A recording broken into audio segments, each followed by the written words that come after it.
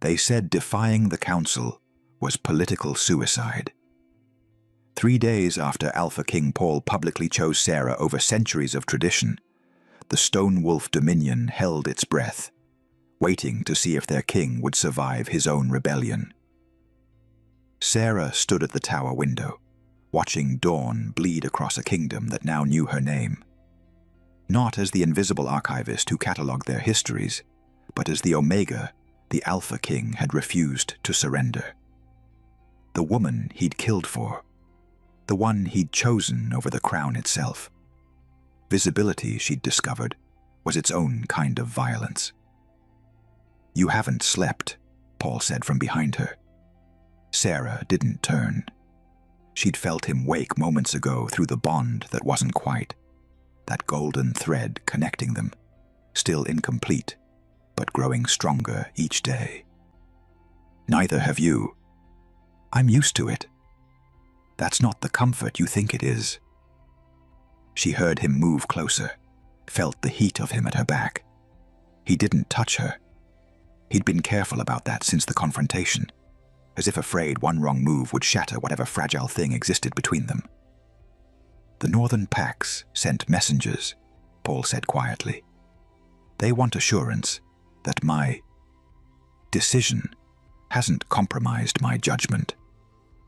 "Your decision?" Sarah finally turned to face him. "Is that what I am now?" Paul's silver eyes met hers, exhaustion carving lines around them that hadn't been there a week ago. "You're the reason half my allies are questioning my stability, and the other half are waiting to see if I'll back down." He paused. "You're also the only reason I'm still standing." The honesty of it struck her breathless. Paul looked different in the morning light, less like the controlled Alpha King and more like a man who'd gambled everything on a single hand and was only now realizing what he'd risked. "Do you regret it?" Sarah asked. "Every moment?" His lips curved into something too broken to be called a smile. "And not at all." A knock interrupted them. Commander Hayes entered without waiting for permission, his scarred face grim. "The Council has called an emergency session. They're demanding your presence within the hour." "Let them demand." "Your Majesty." Hayes glanced at Sarah, something almost like sympathy flickering across his expression. "They're calling it a trial. Your fitness to rule is being formally questioned." The words settled like stones in Sarah's stomach. This was what she'd feared. Not the assassination attempts or the political maneuvering, but this, becoming the weapon the Council used to destroy Paul. "Then I'll answer their questions," Paul said coldly. "They're using the Omega Protection Act, claiming you're under undue influence." Hayes's jaw tightened. "That the bond has compromised your ability to make rational decisions. We're not bonded." "They don't believe that. Not after you publicly claimed her. Not after you killed 3 of their execution squad to protect her." Sarah watched Paul process this, saw the moment he understood the trap. If he denied the bond, he proved it was just irrational obsession. If he confirmed it, he'd broken council law by bonding without approval. Before we continue, please hit the subscribe and like button and tell me which city you're tuning in from. I love to know where this story found you. Now back to the story. Either way, they had him. "What happens if they find him unfit?" Sarah asked quietly. Hayes looked at her directly for the first time. "They force abdication, or they remove him by force." The room went still. Paul moved to his desk, began pulling on his formal armor with mechanical precision. "Then I'll make them try." "Paul," Sarah crossed to him, catching his wrist. "You can't fight the entire council. Watch me. This is exactly what they want, for you to prove you're unstable, dangerous." Her grip tightened. "They're baiting you into becoming the monster they've always claimed unbonded kings become." Paul's eyes blazed gold for just a moment, his wolf rising at the challenge. Then, slowly, the color faded back to silver. He looked down at where Sarah held his wrist, at her small hand wrapped around his armored forearm. "I don't know how to love without breaking things," he said, so quietly she almost didn't hear. "Every instinct I have screams to tear the council apart for threatening you, to make them afraid to even speak your name." He met her eyes. "Tell me how to be what you need without becoming what they fear." The vulnerability in those words cracked something open in Sarah's chest. This was the truth beneath the restraint, not control born from discipline, but from terror. Terror of his own capacity for violence. Terror of becoming the very thing that would destroy what he was trying to protect. "You be exactly what you are," Sarah said firmly. "A king who chooses truth over convenience, who protects without possessing, who's strong enough to face judgment without losing himself." She released his wrist. "And you let me stand beside you when you do it." "Sarah." "I'm done hiding," she said. "If they're going to judge you for choosing me, then they can judge us both." Paul stared at her, something shifting behind his eyes. Then, slowly, he nodded. As they prepared to face the council's judgment, Sarah understood one terrible truth. Her fantasy of being chosen had come true. Now she had to help Paul survive the consequences. The council chamber felt like a tomb. Sarah stood in the gallery, no longer hidden, but deliberately positioned where every council member could see her. Paul had insisted. If they were going to use her as evidence of his instability, she would face them directly. Below, the remaining council members sat in a semicircle around Paul's chair, deliberately arranged to make him feel surrounded. Councillor Perth led the proceedings, his thin face pinched with barely concealed satisfaction. "Alpha King Paul," Perth began, his voice echoing off stone walls. "You stand accused of judgment compromised by inappropriate attachment, of placing personal desire above the Dominion's stability, of bonding without council approval in direct violation of the mate accords." "I've bonded no one," Paul said coldly. "Yet you publicly claimed the Omega archivist, relocated her to your private chambers, killed members of the Royal Guard." "Killed assassins sent by members of this council to execute an innocent woman," Paul interrupted. "Let's be accurate about what we're discussing."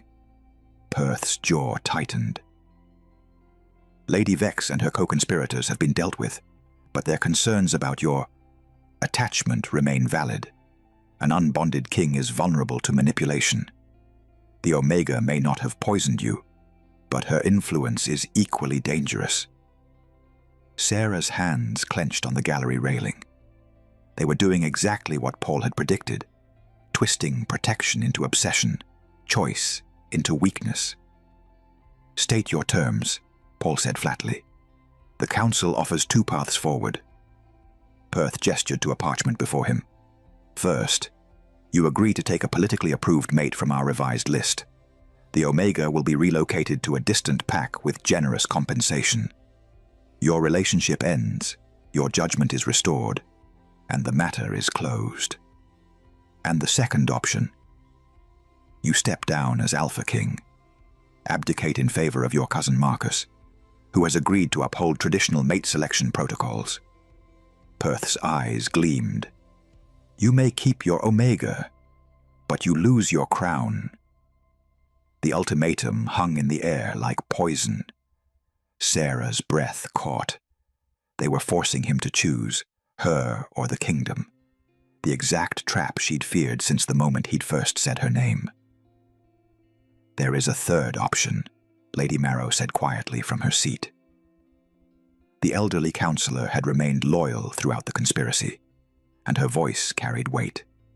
Ancient law, rarely invoked, the trial of true bond. Perth's expression soured.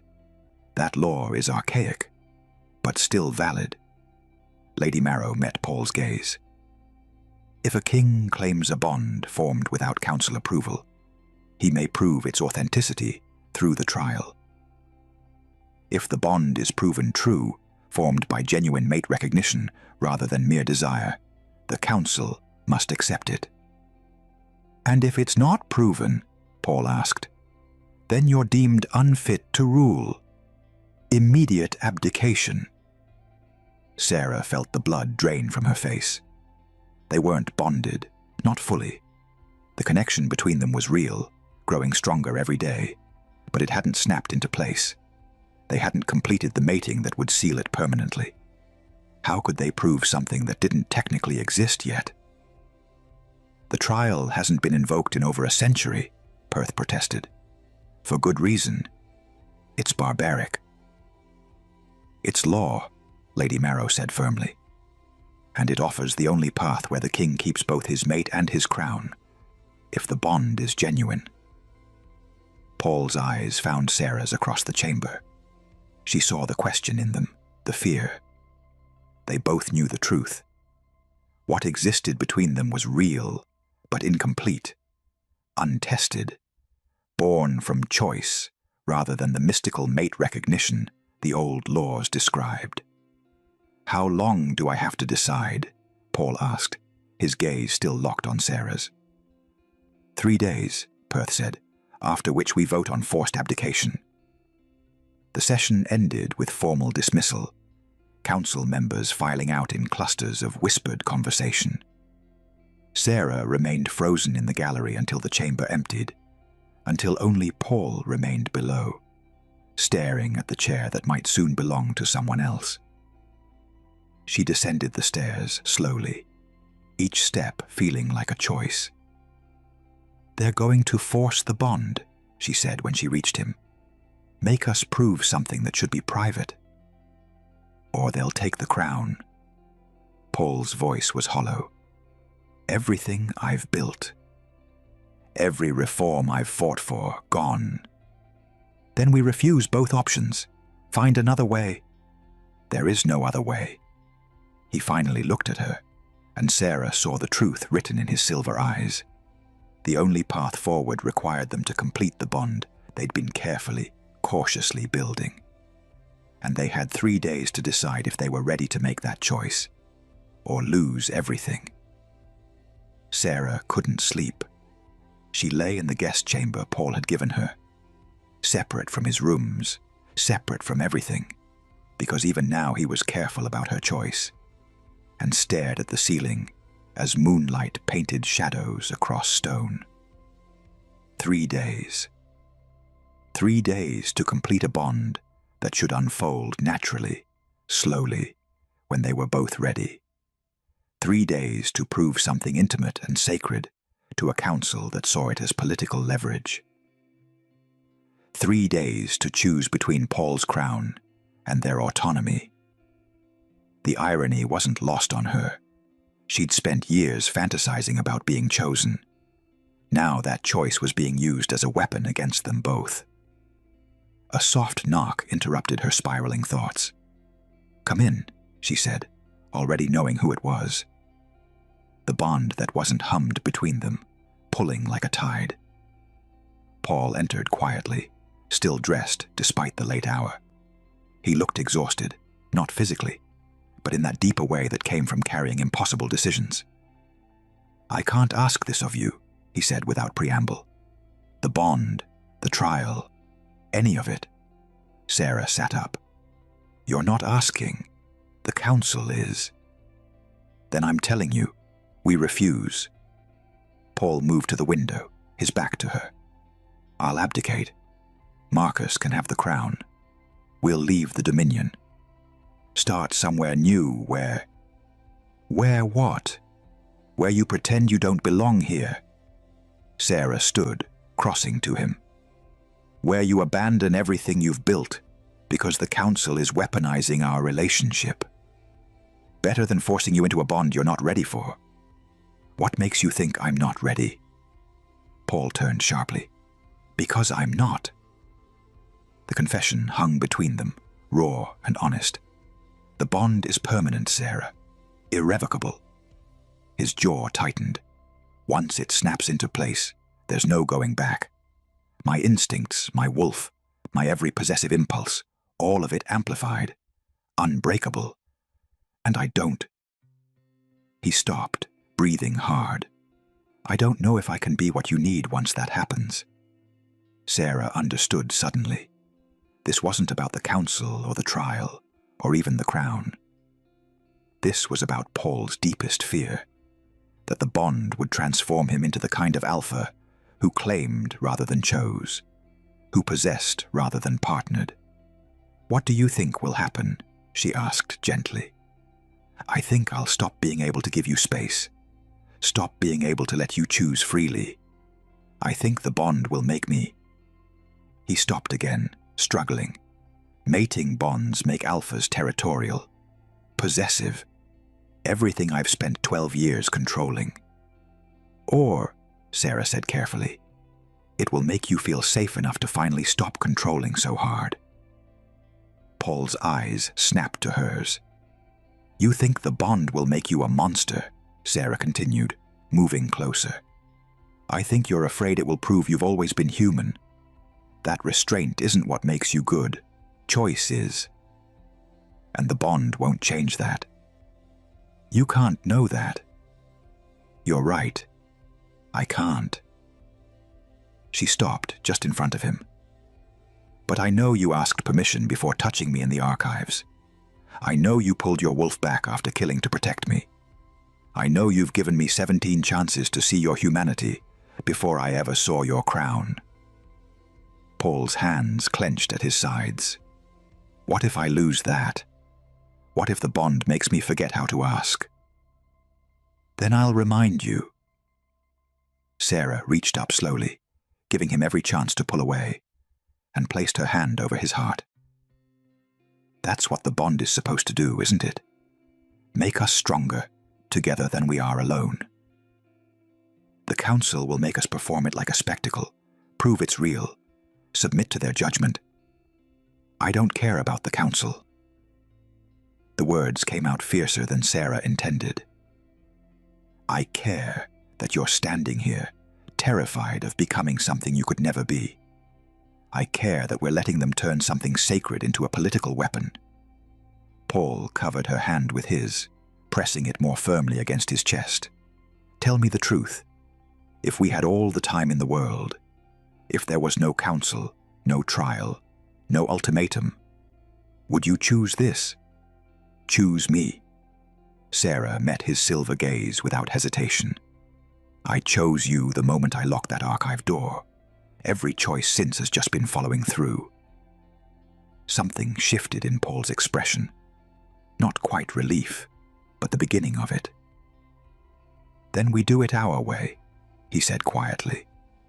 "Not on the council's timeline, not to prove anything to them, but because we're ready, because we choose to.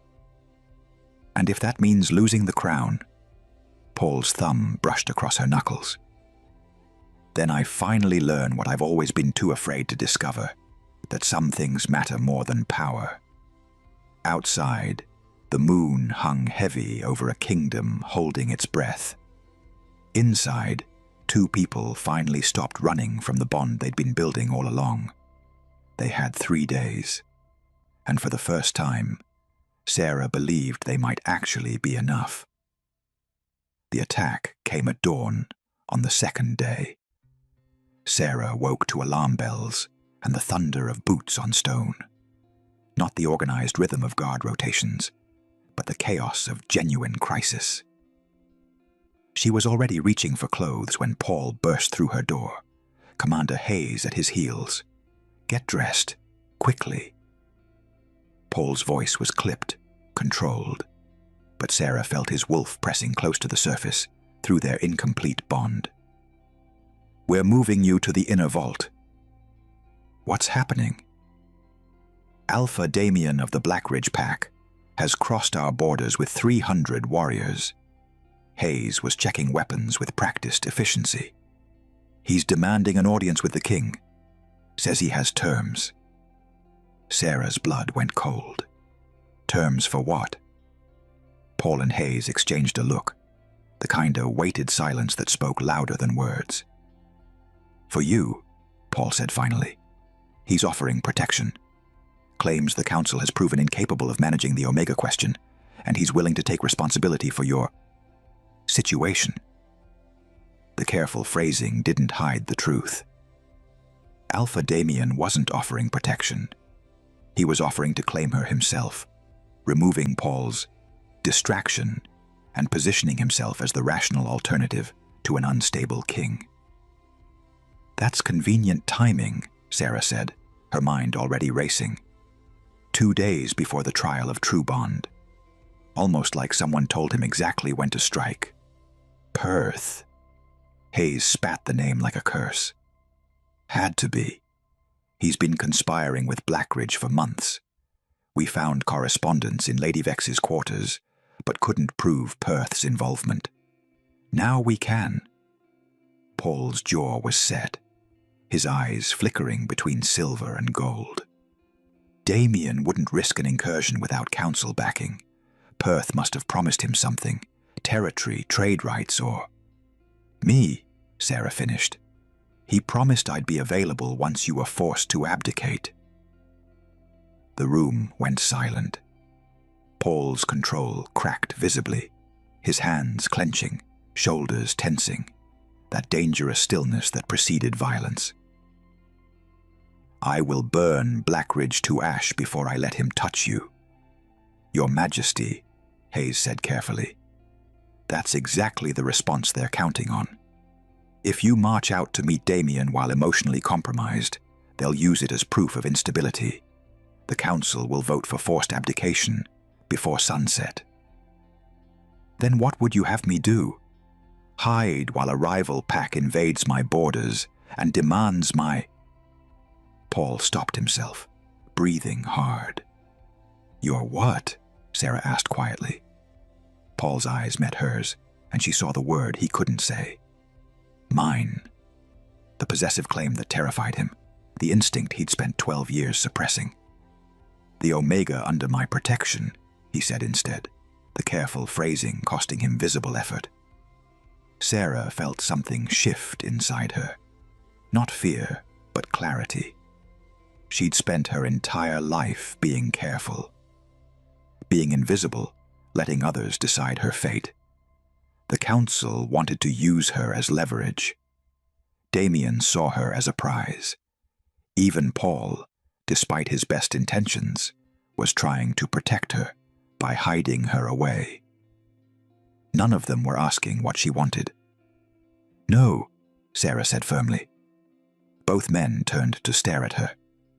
No, Paul repeated. I'm not hiding in a vault while you negotiate my future without me. Sarah crossed her arms, channeling every ounce of authority she'd learned from watching Paul command a kingdom. I'm not a prize to be won, or a problem to be solved.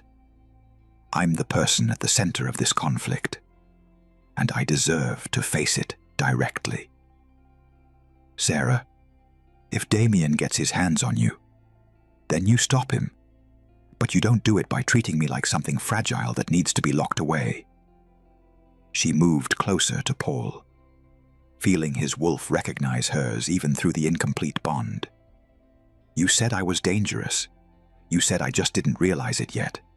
So stop protecting me from my own power and let me use it. Paul stared at her, something shifting behind his eyes.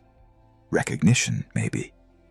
Or the beginning of understanding that the Omega he'd been protecting had already transformed into something more. What are you suggesting? Hayes asked carefully. Sarah turned to him. Damien wants an audience with the king. Fine, give him one, but make it public.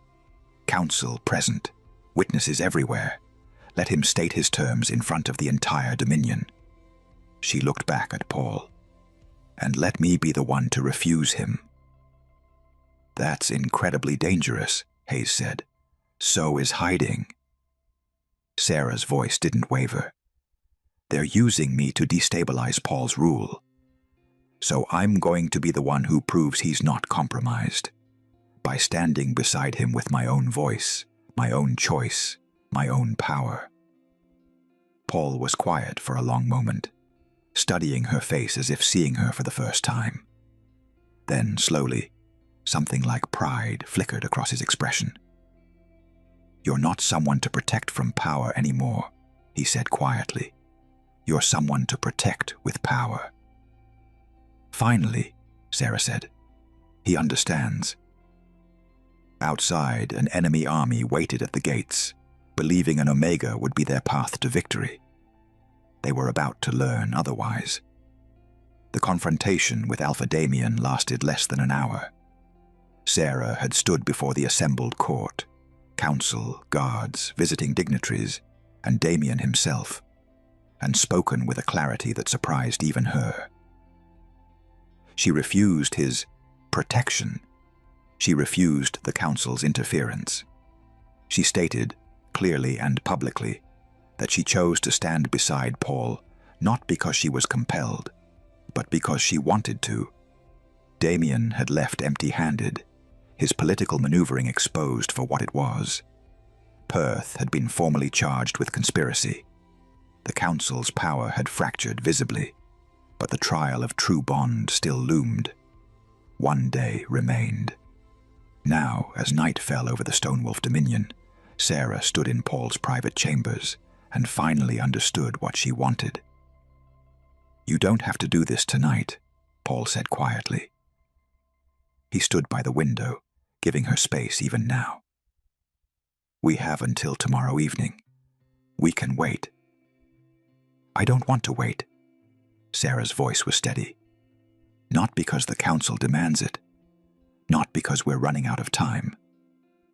But because I'm ready, Paul. I've been ready since you asked me to stay that first night. Maybe even before that." Paul turned to face her, and she saw everything in his expression, want and fear and desperate hope tangled together. "The bond is forever," he said, needing her to understand. "Once it snaps into place, we're connected, permanently. You'll feel everything I feel. My wolf, my instincts, your love." Sarah moved closer. "That's what you're afraid to say, isn't it? That the bond will prove what we've both been dancing around for weeks." Paul's breath caught. "I love you," Sarah said simply. "Not the Alpha King. Not the crown or the power or the fantasy I built in my head. You, the man who counted every time he spoke to me, who noticed when I tucked my hair behind my ear. Who's so terrified of becoming a monster that he's forgotten he's already chosen to be human." "Sarah, let me finish." She stopped directly in front of him. "You asked me what I want. I want to stop choosing you in secret. I want to feel you without barriers. I want the bond that terrifies you, because it's the one thing you can't control. And I want you to trust that it won't destroy the parts of you I love most." Paul's hands rose slowly, cupping her face with that devastating gentleness. "If the bond changes me, if I become possessive or demanding then I'll tell you, and you'll listen. Because that's who you are, Paul, with or without the bond." Sarah covered his hands with hers. "Stop being afraid of losing control. Start trusting that control was never what made you worth loving." Something in Paul broke. She felt it through the incomplete bond, felt the moment his last defense crumbled. He pressed his forehead to hers, breathing ragged. "I need you to say it," he whispered. "One more time. Clear and certain. Because once we do this, I won't be able to let you go." Sarah pulled back just enough to meet his eyes. "I choose you. I choose this bond. I choose us. Not because the council demands it, not to save your crown, but because I want to spend forever feeling this close to you. Are you sure?" "Paul." She smiled. "I've never been more sure of anything." He kissed her then, gentle at first, questioning, giving her every chance to change her mind. Sarah kissed him back, pouring years of hidden wanting into the touch. when they finally broke apart. Both breathing hard, she felt the bond between them pull taut with anticipation. "How do we—" Sarah started. "Intent," Paul said quietly. "Choice. Both of us, willing. Both of us, ready." His thumb brushed her cheekbone. "The bond recognizes truth." Sarah nodded. She placed her hand over his heart, felt it hammering beneath her palm. Paul's hand covered hers, then slid up to rest against her chest, mirroring the gesture. "Together?" she whispered. "Together." They both closed their eyes. Sarah felt her wolf rise to the surface, no longer suppressed, no longer afraid. Felt Paul's wolf meet hers with recognition and welcome. Felt the golden thread between them.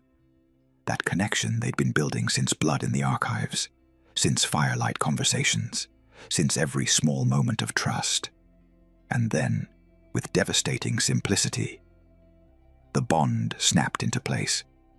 The sensation was overwhelming, not physical pleasure, though warmth flooded through her, but connection, belonging without ownership, his emotions bleeding into hers, love fierce and protective, fear finally releasing its hold, relief so profound it felt like coming home. And underneath it all, choice, mutual and willing, and absolutely certain. Sarah gasped as the bond settled into place, weaving through her chest like roots taking hold. When she opened her eyes, Paul was staring at her with wonder, his eyes bright with unshed tears. "I feel you," he whispered. "Everything. Your strength, your certainty, your—" "Love," Sarah finished. "You feel my love." Paul laughed, broken and relieved and more human than she'd ever heard him. "It's terrifying." "Good." Sarah pulled him closer. "Now you know what I've felt every time you looked at me." They stood there in the moonlight, the bond humming between them, learning the shape of this new connection. Not ownership, not loss of self, but two people choosing, over and over, to be stronger together. Tomorrow, they would face the trial. Tonight, they simply belonged to each other. Sarah woke with Paul's emotions bleeding through the bond, steady determination threaded with protective tension. He was already awake, dressed in formal armor, preparing for the trial. She reached out instinctively and felt him turn toward her across the room, drawn by the same invisible thread. "How long have you been up?" she asked. "Hours." Paul crossed to the bed, sitting on the edge. "I kept watching you sleep, feeling your dreams through the bond, marveling that this is real." Sarah sat up, the reality of what they'd done settling over her. The bond wasn't overwhelming like she'd feared. It was simply there. A constant awareness of Paul's presence, his emotions, his wolf recognizing hers. "Are you afraid?" she asked. "Terrified?" He smiled slightly. "But for the first time, it's not fear of what I might become. It's fear of losing what we've built." Through the bond, Sarah felt the truth of it, and underneath, something else. Pride. Awe. He was marveling at her strength the way she'd always marveled at his restraint. "The trial begins at noon," Paul said. "The council will test the bond's authenticity. There are rituals, questions. They'll try to find cracks, proof that this is political rather than true." "Let them try." Sarah reached for his hand. "They're going to learn the difference between a bond forced by duty and one chosen by love." The council chamber had been transformed. Ancient symbols marked the floor in silver paint, moon phases and pack hierarchies intertwined. Witnesses packed the gallery, courtiers, pack representatives, visiting alphas who'd come to watch the Alpha King prove his fitness to rule. Sarah stood beside Paul at the center of the circle, wearing a simple dress of deep blue that made her look regal without trying. She felt the weight of every gaze, but this time, visibility didn't feel like violence. It felt like power. Lady Marrow stepped forward as the appointed trial keeper. The trial of true bond is ancient law, designed to distinguish genuine mate recognition from political manipulation. Her voice carried through the chamber. Alpha King Paul claims this bond was formed by choice, not convenience. Today, we test that claim. How? Paul asked, his voice steady despite the tension Sarah felt through the bond. The bond reveals truth. If genuine, it will show harmony, shared strength, balanced emotions, mutual recognition. Lady Marrow gestured to the circle. If false, it will show discord, possessiveness without partnership, dominance without trust. The bond cannot lie. Councillor Perth stood, his face tight with barely concealed hope for failure. We begin with the test of separation. True mates cannot bear prolonged distance without distress. Guards, escort the Omega to the isolation chamber. Sarah felt Paul's wolf surge protectively through the bond, his instinct screaming to refuse. But she squeezed his hand once, sending calm through their connection. "It's all right," she said quietly. "Trust the bond." She let the guards lead her to a small chamber off the main hall, the door closing with finality. Through the bond, she felt Paul's immediate discomfort, not panic, but a persistent wrongness, like a limb gone numb. She sent him steady warmth. "I'm here. I'm safe. Breathe." Minutes passed. Sarah felt Paul's tension ease slightly as he realized she wasn't in danger, just separated. The bond hummed between them, uncomfortable but unbroken. When the guards finally retrieved her, Paul's relief flooded through so strongly, she nearly stumbled. "The separation test proves nothing," Perth said quickly. "Trained alphas can mimic bond behavior." "Then we proceed to shared memory," Lady Marrow said. "True bonds create bridges. Each mate experiences echoes of the other's significant moments." She looked at Sarah. "Tell us something only the bond would reveal. A memory you couldn't have witnessed yourself." Sarah closed her eyes, reaching through the bond. She felt Paul's memories like whispers, and one surfaced clearly. A moment from years ago, before they'd ever spoken properly. "You were in the council chamber," Sarah said softly, "arguing about the Omega Accords revision. Perth suggested expanding the breeding program to include forced cycles for unmated Omegas. You..." She opened her eyes, looking at Paul. "You broke a crystal glass in your hand without realizing." Blood dripped onto the treaty parchment. "You were so angry you couldn't speak, because you'd just learned your mother had been subjected to that same program before you were born." The chamber went absolutely silent. Paul stared at her, shock and recognition flooding through the bond. "I never told anyone that." "The bond did," Lady Marrow said quietly. "That memory was witnessed by no one. The broken glass was dismissed as accident. Only you knew the reason." She looked around the chamber. "The bond is proven true." Perth's face darkened. "One test proves nothing." "Then test me," Paul said. He looked at Sarah. "Ask me something only the bond would show." Sarah felt his permission through their connection. She reached deeper, finding a memory he'd buried, and understanding flooded through her. "You knew who I was before the archives," she said. "The first time you really saw me was 3 years ago. I was shelving books in the restricted section. You were hiding from a political delegation. I didn't notice you in the shadows, but you noticed when I started crying." She felt tears prick her own eyes. "You heard me whisper that I wished someone would see me as more than what I was born to be. And you made a promise to yourself that day. If you ever had the power to change how Omegas were treated, you would." Paul's breath caught. Through the bond, Sarah felt his overwhelming emotion. that she'd seen his most vulnerable moment, his deepest motivation, and wasn't running from it. "The bond is authentic," Lady Marrow announced, "witnessed and proven."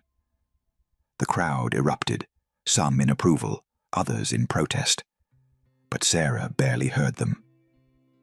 She was watching Paul look at her with something like wonder, realizing that the bond hadn't just proven their connection. It had proven she was strong enough to carry his heart without breaking under the weight.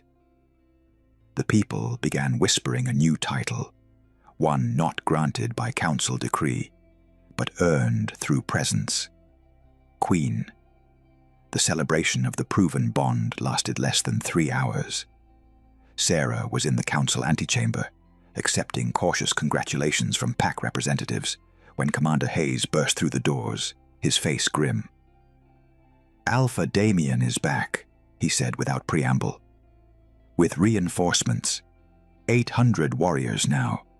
They've taken position at the northern ridge and issued a formal challenge." The room went silent. Paul, who'd been speaking with Lady Marrow, went absolutely still.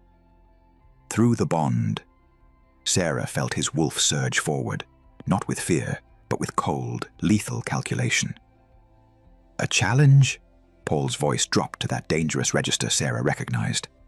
"On what grounds?" "He's claiming the trial was manipulated, that you've coerced the Omega through forced bonding." Hayes's jaw tightened. "He's invoking the right of contest. Trial by combat for leadership of the Stonewolf Dominion." Sarah felt ice flood her veins. The right of contest was ancient law. Any alpha could challenge a king's fitness to rule through single combat. Winner took the crown. And the loser didn't survive. "He has council backing," Hayes continued. "Perth has been broadcasting claims that you're unstable. Half the northern packs are watching to see if you'll accept. If you refuse, they'll call you weak. If you accept while freshly bonded, they'll claim the bond makes me reckless," Paul finished. Through their connection, Sarah felt him weighing options, calculating odds, planning for scenarios that all ended in violence. "When?" Paul asked. "Sunrise. He's given you until dawn to accept or abdicate." "Then I accept." "No." Sarah's voice cut through the chamber before she could stop herself. Every eye turned to her. "Your Majesty," Hayes said carefully, "with respect to the Queen. I'm not Queen yet, but I am bonded to your king, which means I have a voice in this." Sarah crossed to Paul, feeling his surprise through the bond. "Damien isn't doing this for honor. This is Perth's plan. Draw you into single combat while you're emotionally heightened from the fresh bond. Make you look unstable regardless of whether you win or lose. If I refuse, I lose the crown anyway." "No." Sarah's mind raced, pieces falling into place. "If you refuse, you look weak. But if I refuse on your behalf, I look like the controlling influence Perth claims I am." She turned to Hayes. "What are the exact terms of the right of contest?" Hayes blinked. The challenged party must accept or decline personally. If declined, the crown passes to the challenger by forfeit. And if the challenge is deemed illegitimate, then... Hayes paused. "Then it can be dismissed by council vote. But that requires majority support.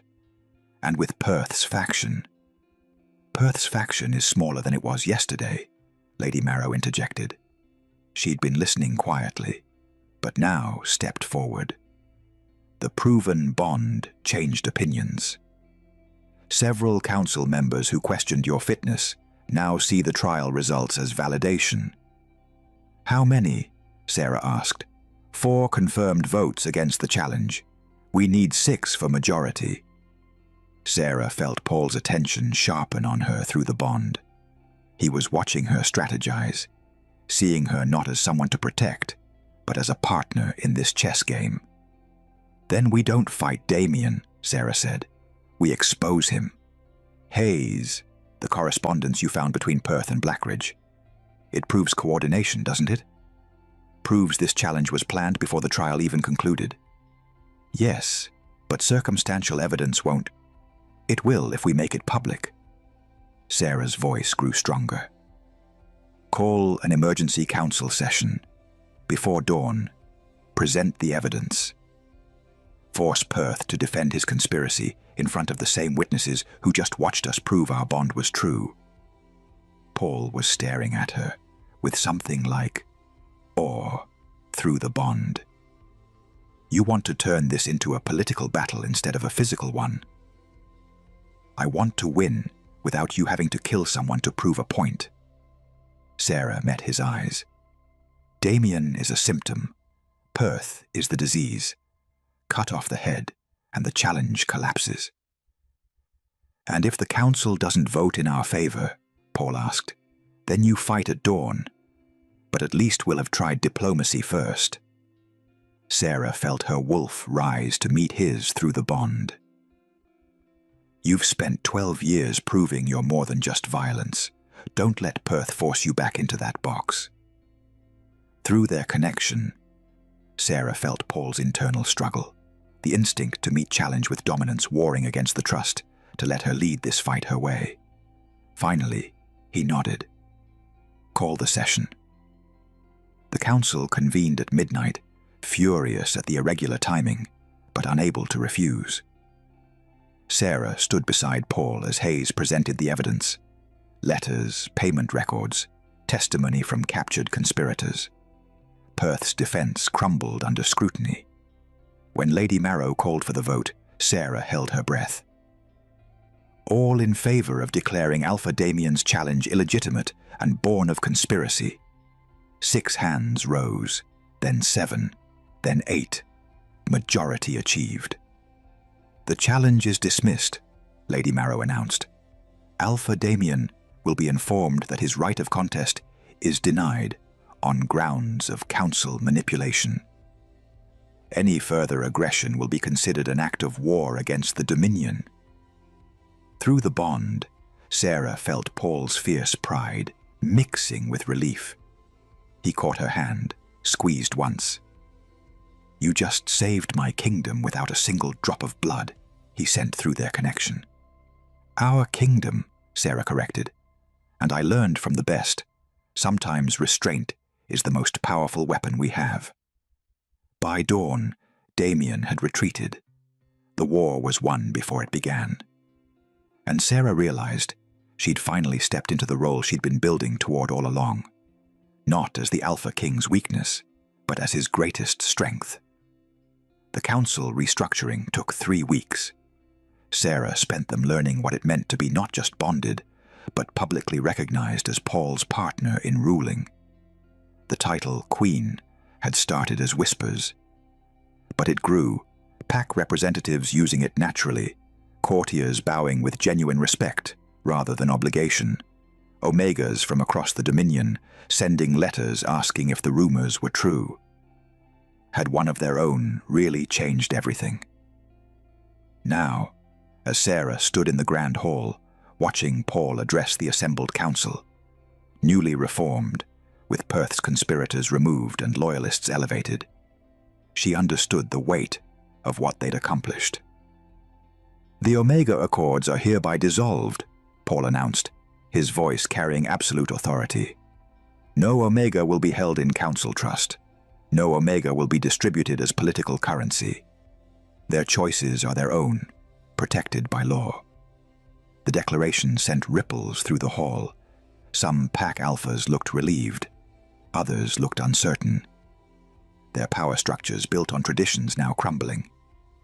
Lady Marrow stood, her elderly face showing approval. And what of mate selection, Your Majesty? The Council has historically overseen alpha bonding for political stability. The Council may advise. They may not compel. Paul's eyes swept the room. Political alliances matter, but they will be built through trade, through treaties, through mutual respect, not through forced bonds and distributed mates. We've seen where that path leads. Conspiracy, assassination, civil war narrowly avoided. Some will resist these changes, one of the Northern Alphas said carefully. Tradition runs deep. Then tradition will adapt. Paul's tone left no room for argument, or it will be replaced by those willing to evolve. Sarah felt his determination through the bond, and underneath, gratitude that she stood beside him for this, that he wasn't dismantling centuries of law alone. There's one more matter, Paul continued. He turned, extending his hand to Sarah.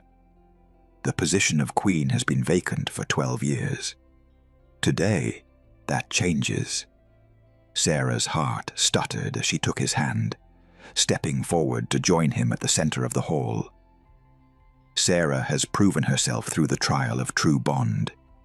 She has demonstrated strategic thinking that prevented war. She has shown strength without cruelty, wisdom without arrogance. Paul's voice softened slightly. She has also shown me that power shared is power multiplied. He turned to face her fully, still holding her hand. I don't offer you this crown because you're my mate, Paul said. I offer it because you've earned the right to help shape this kingdom's future. Because your voice deserves to be heard, not as echo of mine, but as equal to mine. Through the bond, Sarah felt his sincerity and his vulnerability. This wasn't just political ceremony. This was Paul genuinely offering to share power he'd held alone for 12 years. The choice is yours, he said quietly, so only she could hear. As it always has been. Sarah looked out at the assembled council, at the pack representatives watching with varying degrees of skepticism and hope, at the kingdom that had spent centuries treating Omegas as lesser. She could refuse, could stay as she was, bonded but separate, influential but unofficial, safe in the shadows she'd spent her life perfecting. Or she could step fully into the light. I accept, Sarah said clearly, her voice steady despite the thundering of her heart. Not just the crown, but the responsibility it represents, to be voice for those who've gone unheard, to help build a kingdom where strength is measured by choice, not domination. Paul's relief flooded through the bond as he lifted her hand to his lips, a gesture of respect, not possession. Lady Marrow approached with a circlet of silver and moonstone, simpler than Paul's formal crown, but no less significant. By the power vested in this council, we recognize Sarah as Queen of the Stonewolf Dominion, partner in rule, voice in law, equal in authority. As the circlet settled onto Sarah's head, she felt the weight of it, but also the rightness. This wasn't the fantasy she'd imagined in the archives.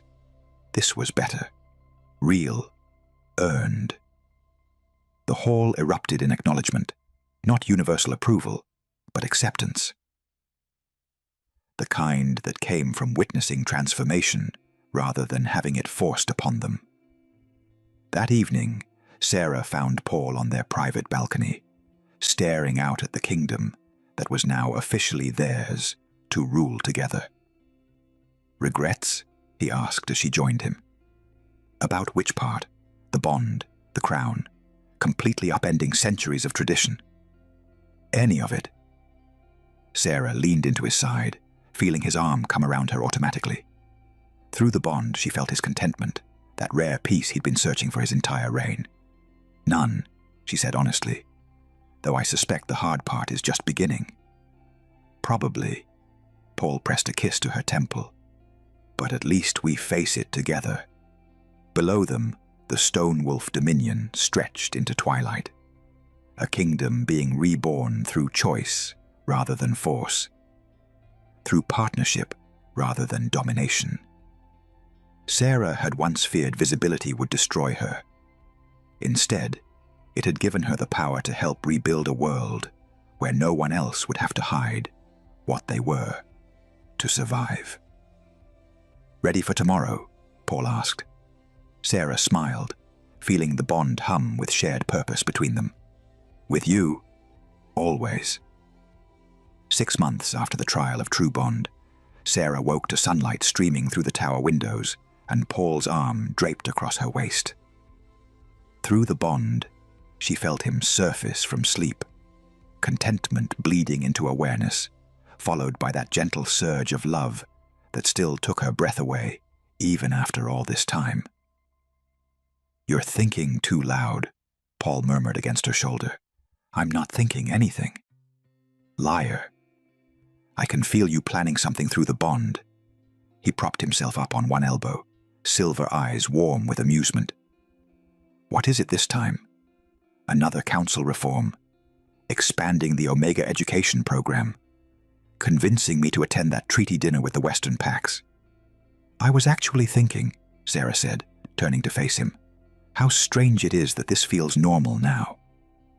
"Which part? The bond? The crown? Me actually sleeping past dawn?" "All of it." Sarah traced the scar along his collarbone, the one she'd memorized long before she'd had permission to touch it. "A year ago, I was hiding in archives, fantasizing about you from a distance. Now I wake up beside you every morning, help you rule a kingdom, and argue with council members about Omega rights without fear. You do more than argue. You win." Paul caught her hand, pressing it more firmly against his chest. 3 new education centers established. Forced bond legislation banned in 4 allied pacts. Yesterday, I received a letter from an Omega in the Riverlands, thanking you for showing her that wanting something beyond what she was born into wasn't weakness. Through the bond, Sarah felt his pride. Not possessive, but genuine admiration for who she'd become. "That was never just me," she said. "You made space for it. You could have kept power to yourself, could have made me queen in title only.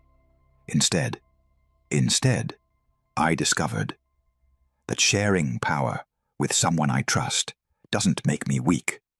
It makes me better." Paul's thumb brushed across her knuckles. "You were right that first night. Restraint wasn't what made me good. Choice was. And choosing to trust you with everything I'd been holding alone. Best decision I ever made." A knock interrupted them, gentle but insistent. "Your Majesties," Commander Hayes called through the door. "The morning council session begins in an hour, and the delegation from Silverpine has arrived early. They're asking specifically for the Queen." Sarah felt Paul's amusement through the bond. "They always ask for you now. I'm becoming the less popular monarch. Poor Alpha King, overshadowed by his Omega Queen." Sarah kissed him quickly before sliding out of bed. "However will your ego survive?" "Barely." But through the bond, she felt his satisfaction, that the kingdom had learned to value voices beyond just dominant alphas, that change was actually taking root. The council session was routine. Trade agreements, border disputes, the mundane work of actually governing. Sarah found herself contributing naturally now. Her suggestions met with respect rather than skepticism. Afterward, she met with 3 young Omegas who'd traveled from distant packs to see if the rumors were true. They sat in what had once been a cold reception hall, but Sarah had transformed into a warm meeting space. Comfortable chairs, natural light, books lining the walls. "Is it real?" one of them asked shyly. "That you chose him? That the bond didn't force you?" "It's real," Sarah said. "The bond recognized what was already there. Trust, respect, love. But it didn't create those things. We did, through choice. And he listens to you. Actually values your voice." Sarah thought about every council session where Paul had deferred to her judgment. Every late-night strategy conversation where he'd asked her opinion. Every moment he'd chosen partnership over pride. "He does," she said. Not because the bond compels him, but because he understands that strength isn't about standing alone. It's about standing together with someone who makes you better. The young Omegas left with something Sarah recognized in their eyes. Hope. The same hope she'd carried in secret for so many years, now finally given space to breathe. That evening, Sarah found Paul in their private study, reviewing reports. She settled beside him, and he automatically shifted to make room, pulling her against his side. "Productive day?"